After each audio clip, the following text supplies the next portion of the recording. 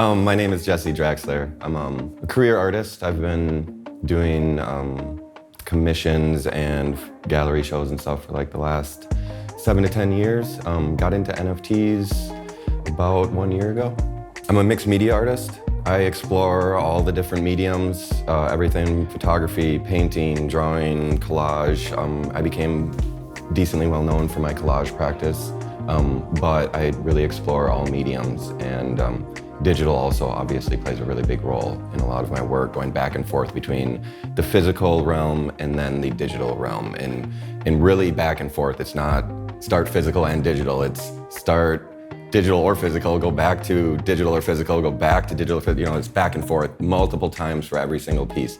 So it's really dynamic in that way with the digital practice, even though the finished product is an image. One of my things that I really fuck with is textures and stuff like that. I've always been really into that, coming from like a more subculture background with punk, metal, flyers. Those are like really what influenced me. And so I really love those textures. I have a bunch of printers in my place that I use for these different textures or whatever. So when you print it out and then cut it, you get those textures too. So that's definitely a big part of it. Organization is a huge part of my practice. I count it as part of my practice, but I don't keep anything on the walls. I don't keep anything, it's all white. I just kind of I want it empty. I like to be empty when I'm making art. Like, I don't want there to be any other influence. I don't want to be surrounded by other people's work, or I don't even want to be influenced by my own old work. So when I'm working, I really want it to be blank.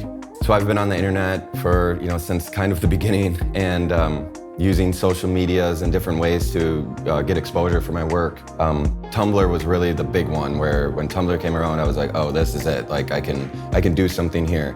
And I, amassed somewhat of a following on Tumblr. Started there, then, going through the slew of different social medias, Facebook, Instagram. And my following kind of followed me through all of these. And now I'm going into the metaverse, and I find that, my following is bringing me there, but I see what's happening now, especially on Tezos, reminds me of early days, golden era Tumblr. I used to love reblogging people's work or reposting work and like creating my own type board.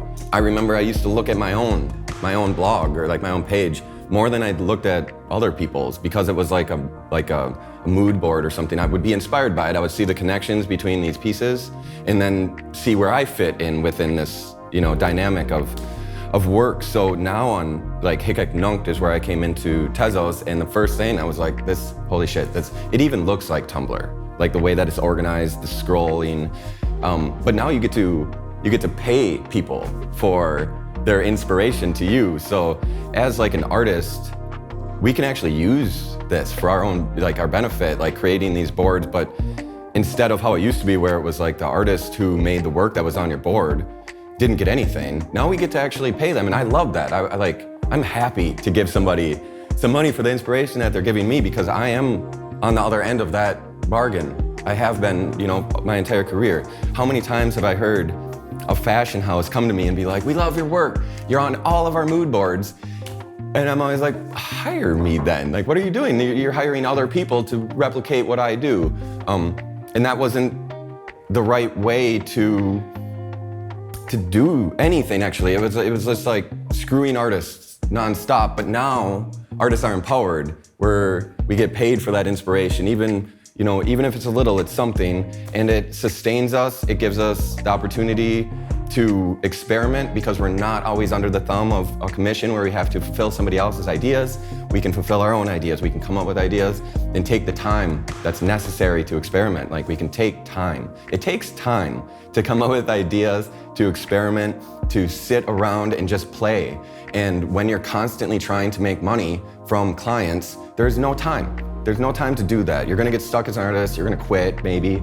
But now in this new dynamic where we get to help one another, kind of, especially within the Tezos community, it's a different dynamic. We're seeing the art is progressing faster, it's more experimental, it's more fun, it's more interesting, and we get to actually, pay the people that are doing those experimentations. We're bringing it into our own mood board, and then we get to be inspired by it, and then we get to play off of that and experiment more. So like, we're going to see really exciting forms of art, really different styles, things that we haven't seen before because people have the freedom to do so. It's all about freedom in the end. You know, artists are gaining the freedom that they never had before. You know, it's like, it's our time.